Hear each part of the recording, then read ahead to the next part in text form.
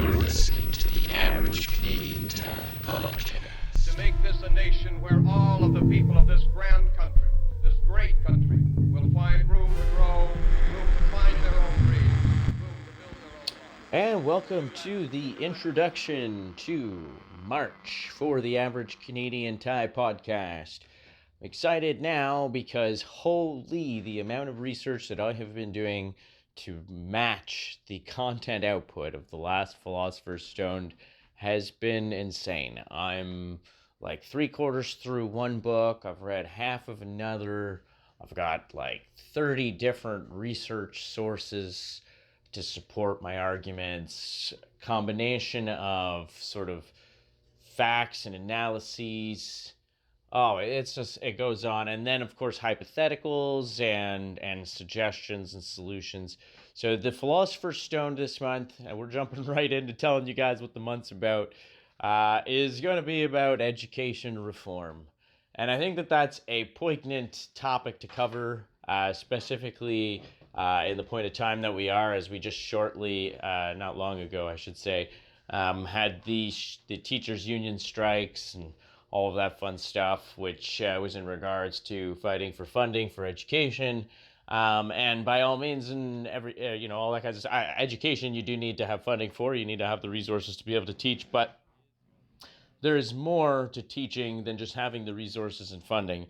You can fund a system that isn't designed properly or doesn't have the maximal output or outcomes that could be had in a perhaps more innovative system. And when you have a system that is competing for resources in the way that our teachers' unions are, it becomes somewhat of a stymieing effect on innovation, as alternatives that present potentially more innovative approaches to education, which aren't considered part of the public system domain, aren't considered for public funds, and that reduces the opportunity of everybody to get great educations. So education is going to be a really big theme for the Philosopher's Stone. Evidently, it kind of continues with the theme of identity, personhood, and mental health and self-righteousness and trauma, as education addresses many things like adverse childhood experiences, addiction. When you look at the failure rates and you look at the people who do struggle when you're trying to improve that particular subset of the population, you have to kind of look at what the symptoms are and what the solutions. So that's what this episode's going to be about. It's very, very interesting. I've been very meticulous about it. I've done a heck of a lot of research.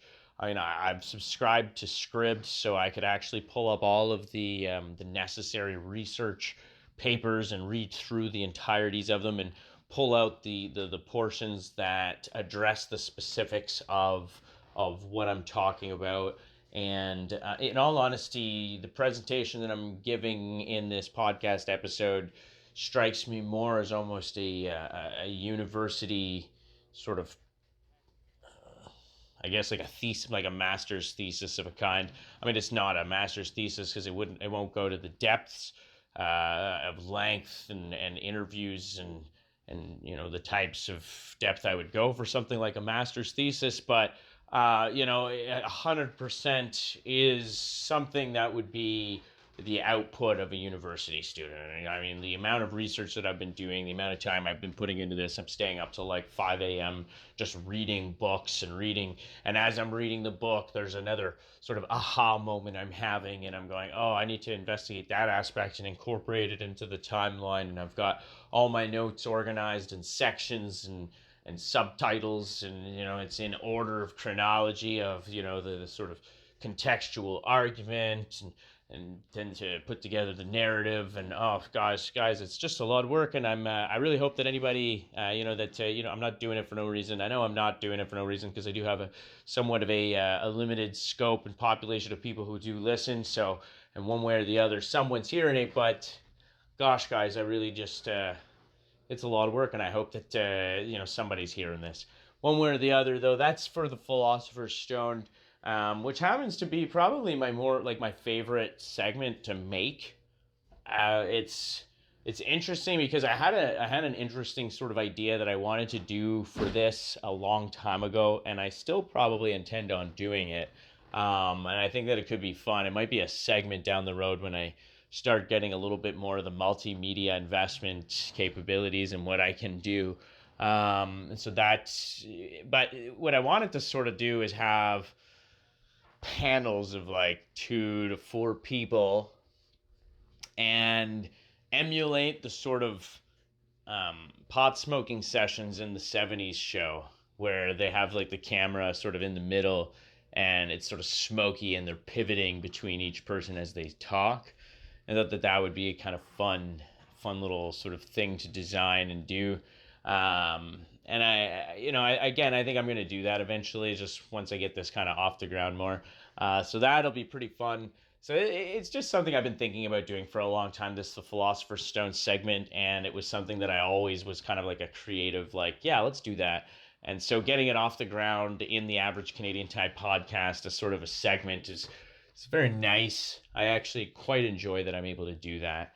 And then the same thing goes for Outspoken Citizen X. Outspoken Citizen X kind of came from sort of a separate manic phase in my life. I don't know, anybody who has ADHD may have gone through these sort of manic phases in life where you generate this one topic of interest and you go ham and you design this whole, you get into this big, and then all of a sudden sort of your life takes over in one capacity or another, and it sort of deflates your ambitions a little bit and deflects. I think that largely comes down to lack of resources or access to resources to actually realize sort of the ideations you have and like what you envision things being. And that comes down to either skill or knowledge or financial access or even just genuine resource access, like, I don't know, lumber and, if you wanted to build something. So it's definitely something that I think a lot of people with ADHD come across. And I'm pretty sure any listener who's gone and had ADHD and been through the manic phases will be able to identify what I'm saying here.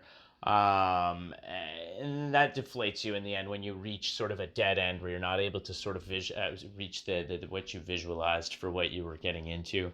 But so that kind of is what stopped me from doing a lot of this in the past. But Outspoken X was sort of product of one of those manic phases, and it was a sort of a blog I started actually in response to Twitter flame wars.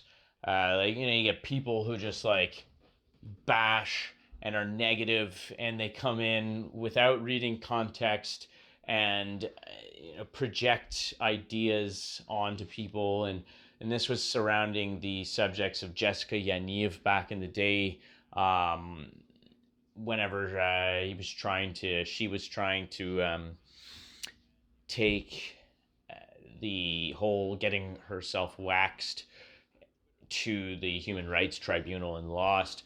I had some things that I was debating, and it came to light that I was erroneous, and I'm the type of person that when I realize that I'm incorrect, I'll go do the research and I'll come back and I'll sort of talk about why I perceived the issue, how I perceived it, but then elaborate on, how I fixed my perception. And that occurred in this was a few different instances that I had experienced it, and there was like a triggering one thread of Twitter feed that I was kind of like, all right, I'm going to make a video. And the one that triggered me was to do with whether or not men can have babies, as there was something that I had done an essay on a long time ago in high school, and this was back in like 2004. So evidently sort of the transgender education in journalism and even in schools wasn't what it is today. And I was in parenting class, and we watched that movie with Arnold Schwarzenegger where he has a baby, and there was a story, a news story that was provided to us that we had to write an essay about a man who had given birth to a baby. And in the article they had talked about, and this is strange to me that I don't think what I found thereafter was what I think I was reading in the first place in high school. There might have been even a fake news article, like some kind of old misinformation stuff going on back in the day, but it's also possible that the journalist was just tremendously wrong.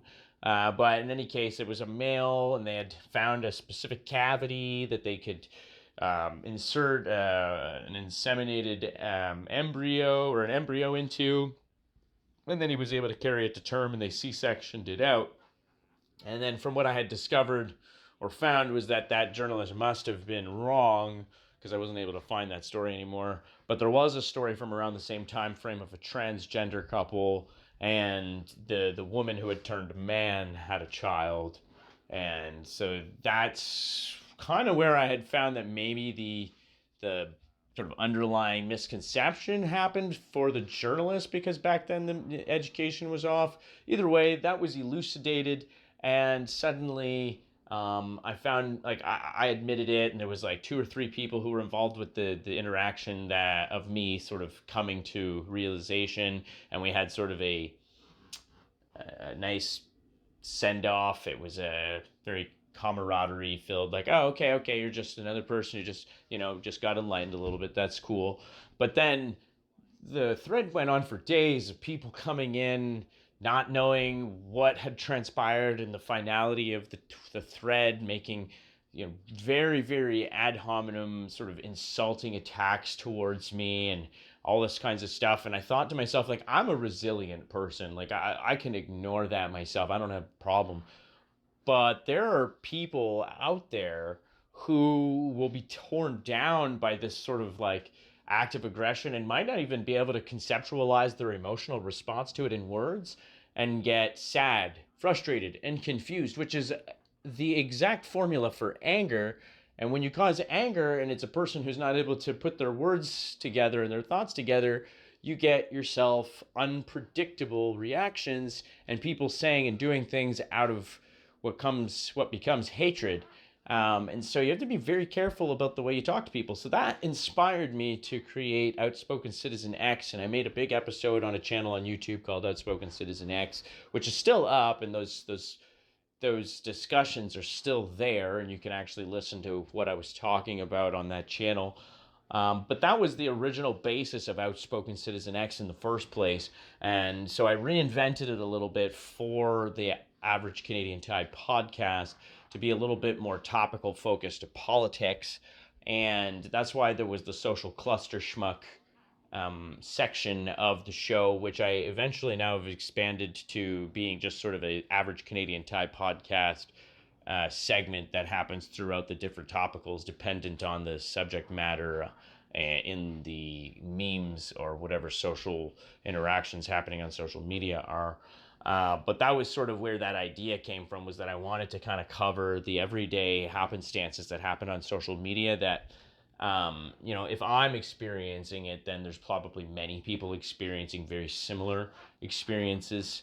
And that brings to mind something our old MP for Stormont, Dundas, and South Glengarry, Guy Lozon, once told me in a meeting I had with him, where he said, I asked, well, it wasn't that I asked him why he had the meeting with me, but he justified his having the meeting with me as basically saying, I like to have these meetings with people because if one person comes to me and they have a specific issue that they're concerned about, then I can safely extrapolate the idea that at least 1,000 other people probably agree thereabouts with the same thing that they're saying out there. And therefore, it's justifiable for me to pay attention to. And I respected him for saying that. I thought that was a very intelligent thing to say, and especially to live, not just say. And obviously, he was living it as he sat in an office as a conservative MP sitting across the table from a man who had just called him quoting the Communist Manifesto. And that's hilarious, because if you're listening to me now and you've been listening to the entire podcast from the beginning, you'd think you were quoting the Communist Manifesto. And yes, in my earlier age, I was certainly very socialist in mentality, and I was very outspoken about it, and which was interesting because I was just as outspoken then as I am now. And because of that, I was able to interact with many different people with different ideologies. I was engaged in a lot of really cool discussion forums online back in the day from MMA to bodybuilding to mixed, multi-user dungeon called Realms of Chaos, which was an interesting blend of people's backgrounds. That particular one, I think I credit with a lot of my sort of insight. The interesting characters that were involved in that community were very, very blended. We had people from Brazil, we had people from the US, we had people from Europe, we had people from Argentina, all over the world, of various different class backgrounds and racial backgrounds and ethnic backgrounds and cultures and proficiency backgrounds as well. People who were writers, people who were digital artists, people who were programmers, and technical, and people who were financial advisors and things like that. So the community, it really actually, and philosophy majors and veterinarians and biologists, we had a bunch of them. So the community lended a great sort of open forum to be able to have all kinds of interesting conversations and hypothetical conversations. And I was an outspoken person, so I would just speak my mind, and I would get heavy into these week-long debates that were actually very stressful to me at the time, if I'm not going to lie. I used to be very stressed out when I'd get involved in these sort of back and forths online. But in the end, actually, it was interesting because I noted that some of the things that people had, said to me that I had disagreed with, or, when I was arguing with them, it went contrary to some of the things that I was saying.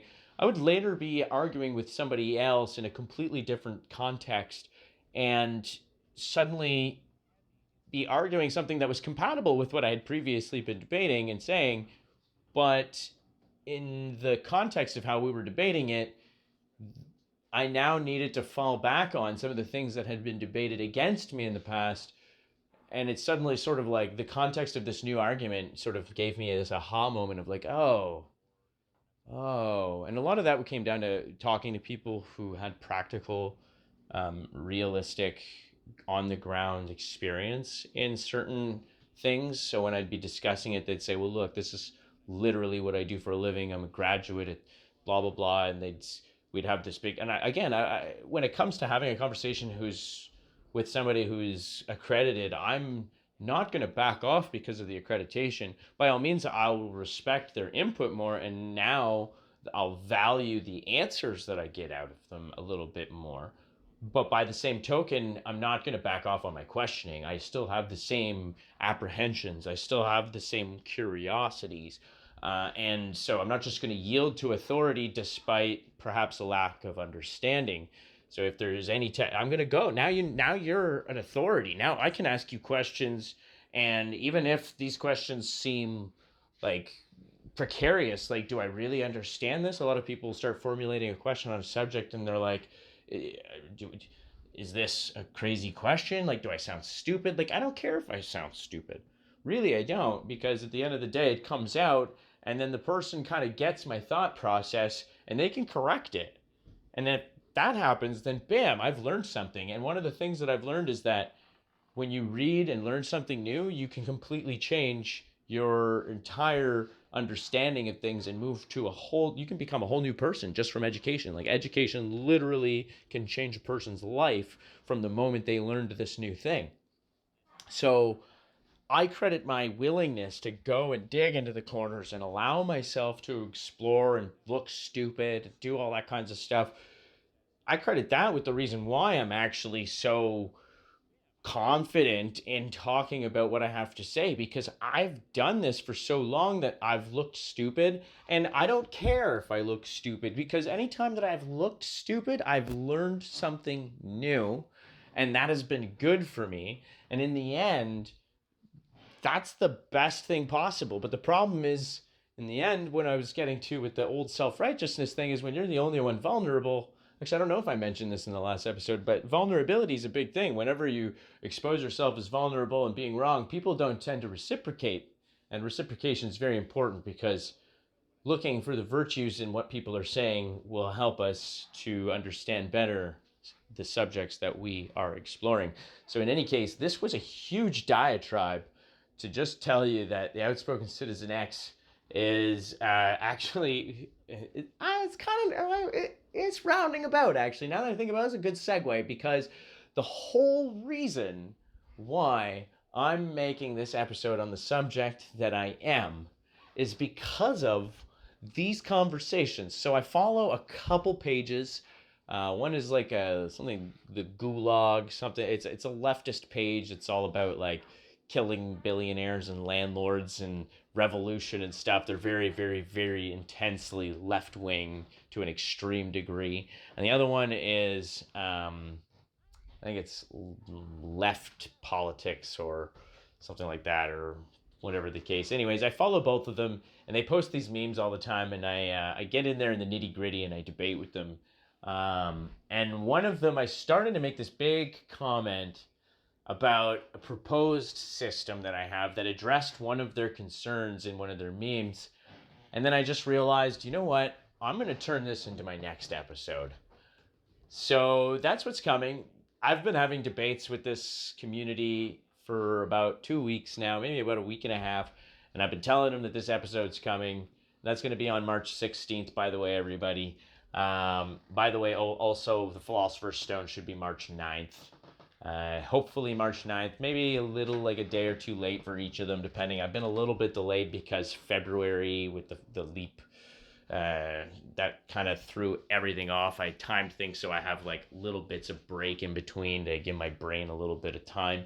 And February sort of put a stick in the spokes of that. But in any case, that should be out March 16th, though, the Outspoken Citizen X. And I've been telling a lot of them, like, keep in tune, because they're all debating with me, and they think that I'm just, like, capitalist. And I mean, like, by all means, I'm capitalist. But if you really look at the nuance in the things that I believe, I'm definitely a mixed economic system in terms of what I propose. It's pragmatic.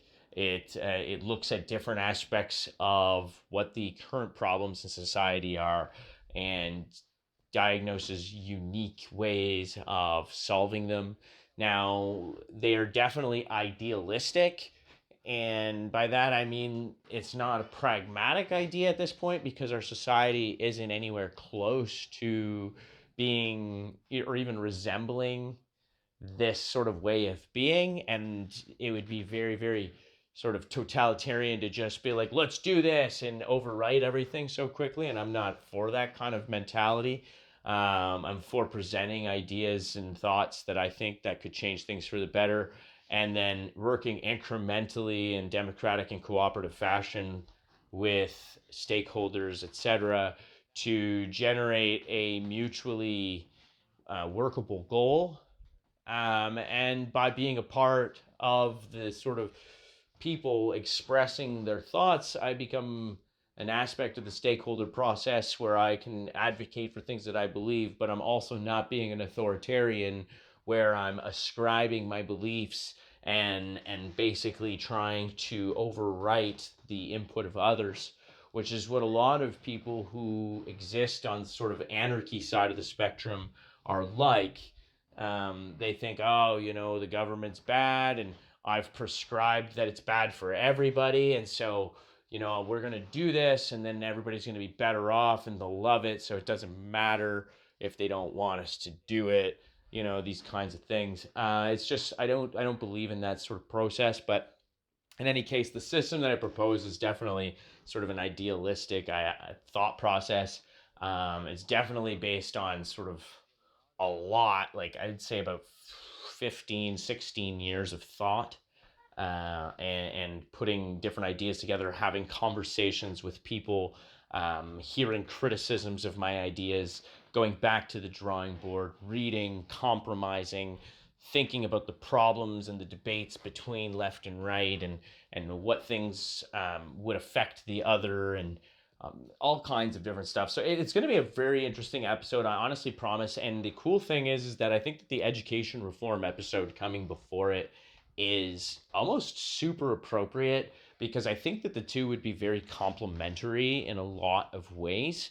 But I'm just excited to start developing the Outspoken Citizen X episode, because I have been so heavily entrenched in the Philosopher's Stone episode research right now that I haven't had time to even expand on the Outspoken Citizen X. Mind you, I could probably sit here and just go into it off the top of my head right now, which is why I'm really limiting my sort of what I'm going into and talking about right now. But yeah, so you guys might have noticed, by the way, speaking of episodes, the lab last month was a little bit of a different variation than what the introduction for February sort of set up to be. And that was sort of by design in the end, because I sat there and I really wanted to get music rights and things like that, and I still haven't gotten anybody who let me know if I can use like maybe 40 to 50 seconds of a song to talk over. But I really want to do that stuff, but I just don't know the legality of it. I don't want to end up having to like chase my tail later on trying to patch up things behind me. I'm already pretty busy in life. So I decided that I would just go with my own unique content in terms of creative output, and put the short stories and the poetry, etc., into the content to sort of expand out the content availability for that episode. The movie reviews, I think, will stick. I'm going to definitely stick to that. I do want to cover music to some regard, but I'm going to have to figure out a way to do that, because music is honestly one of my biggest passions. And I'm just not sure how to incorporate music into a podcast, like talking about music without actually playing any of it. Because, I mean, I can describe the sound of a song all I want, but that's not going to do much to you. And I can't really force you to click over to Spotify or YouTube and listen while I'm talking, and most people want to just put this podcast on and drive and go and not have to do too much. So it's just not realistic. So for now, I'm going to stick with the format that I'm at. And I think that that's going to be sufficient for what we need to do moving forward. And I hope that you guys agree, because it was kind of fun. I'm not going to lie, being able to tell you guys my poetry and my short stories and stuff. I got so much up in my brain. I was even thinking about trying to incorporate like a choose your own adventure story. But I might do that through YouTube, like where like I do like a poll, like I'll release a video of like part of a story, and then like there'll be like those buttons that you can click on the video where it's like, this link or that link, but it would be like kind of a poll. So you'd say like, make him turn left or make him turn right. And then like, the next day or the next week, we'd see what the results were, and I'd make the like continuation of the story from that angle as I would have it pre-written, sort of thing. I don't know. I think that would be kind of interesting. I might even just do both, like record both and then let people go through it. Like you could just, but then that's getting very like, what was that? Bandersnatch from Netflix. It was getting very Bandersnatch from Netflix style, and I'm not sure. I feel like it'd just be kind of cool to have like more of an interactive show where it's like democratically picked, do something a little differentiated from what's already been done. But I don't know. These are just ideas that I'm tossing around in my head. For now, I'm focusing on what I got in front of me, and that's a little bit of the content that I've got. Now, I hope you guys have enjoyed. I'm not even sure how long I've been talking to you for now. I probably feel like, we're at about 29 minutes, give or take 28-20. So this is actually a pretty good round out of the whole deal.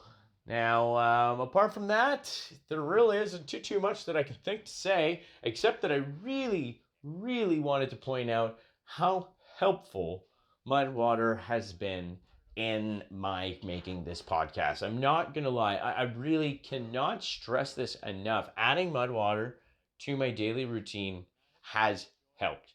Every single day that I forget to have it in the morning, I notice that I'm somewhat lurchy. I'm somewhat sort of hesitant to like leave my room, and I'm kind of like blah, and I just don't want to do much. And then when I finally get my Mudwater in me, I don't know, something overtakes me, and that just kind of really kicks me into gear. So, and I tried to have a cup of coffee one day about a week ago, and let me tell you. So don't drink too much coffee, kids, because I can tell you 100% when it comes down to it, it does make me jittery. It does make me all messed up. And let me tell you, that crash at the end is so real. like I said, I had coffee like a week ago, and when I'm having my mud water, no crash. No crash. Like I am good to go. I just, at some point I maybe start noticing that I'm not as focused, but I'm not tired. I had that coffee and it was an extra strong coffee because I bought this like intense caffeine coffee like a couple of months ago. And probably about 3 months ago. And man, by like 2 p.m., 3 p.m., I was yawning. I literally took a nap for like 3 hours in the middle of the day. And I hadn't done that in a while. So I have to say, honestly, guys, try Mudwater. Mudwtr. Like, I can't stress enough how cool it is. The effect is very different than coffee. It doesn't give you that intense jittery feeling. It's very like if you've ever watched Futurama, in that episode where he has like 1,000 cup of coffees in a day or something like that, and then suddenly he reaches that like perfection point and he's like moving faster than time with complete clarity and like all gold and glowing. It might be described somewhat similar to that. You're not moving slowly or like fast through time like that, but like the perception and clarity is kind of like that. You're just more like on the wire. You're very like, it's like, think about it, an electrical impulse traveling through a conduit. Like you're not, you don't have any latency. You're just like there. It's the signal's hitting and you're going. And that I think that's probably the best. Honestly, latency is probably the best way to describe it. If you don't know what latency is, just look it up. It's basically just a delay in signal processing with when you talk about information technology and stuff like that, binary zeros and ones, whoop-de-woo, Mimo. But in any case, yeah. So, anyways, Mudwater, please, guys. Honestly, I can't stress enough. If you struggle with manic episodes and you struggle with falling into depressions and then jumping up, honestly, it really helps for the depressive episodes. It really helps when you wake up that morning and you just have no energy and you're like, I don't want to do anything, and you're just kind of like, you don't know why you feel that way. You know that you don't want to feel that way, and you know that it's overwhelming you and you can't stop yourself from feeling that way. Like those are the days. Have your mud water and you watch. That's the day you're going to notice like, wow, I was feeling that way this morning, and normally that would have probably like completely impaired me for the day, but I actually got up and did some stuff after I had that mud water. I'm, you'll see results. Like I don't want to sit here and profess. It's probably been a couple minutes I've been talking mud water here to you guys, but like I can't stress it enough. So anyways, people are looking for alternatives to medication. And I'm not trying to suggest that this is a replacement for medication by any stretch of the imagination. But if you're a person who has refused to get medication because you don't want to take something that you think will alter your personality or whatever the case may be, I just want to say that I get your hesitance because taking medication is definitely something that alters your brain chemistry. And the medical establishment tends to use it as a crutch, a permanent crutch, rather than a rehabilitative one. And there's not enough focus on therapy because there's not enough investment in mental health in Canada's medical establishment. But at the end of the day, you can still do something for yourself in some capacity. Try it this way. Try the mud water. It might help. But really, at the end of the day, you can do something. You can increase your nutrition input anyways. You can add mud water. You can do various things that sort of change your output in minor measurable ways at the least. At least try. And then from there, maybe one day we'll have a more supportive therapeutic or therapy side of mental health recovery instead of just the pharmaceutical, because that's what it seems to be, is just people get put on to various, I can't even remember names of them anymore. There's just so many of them. But various medications, antipsychotics, these are those, and all this kinds of stuff.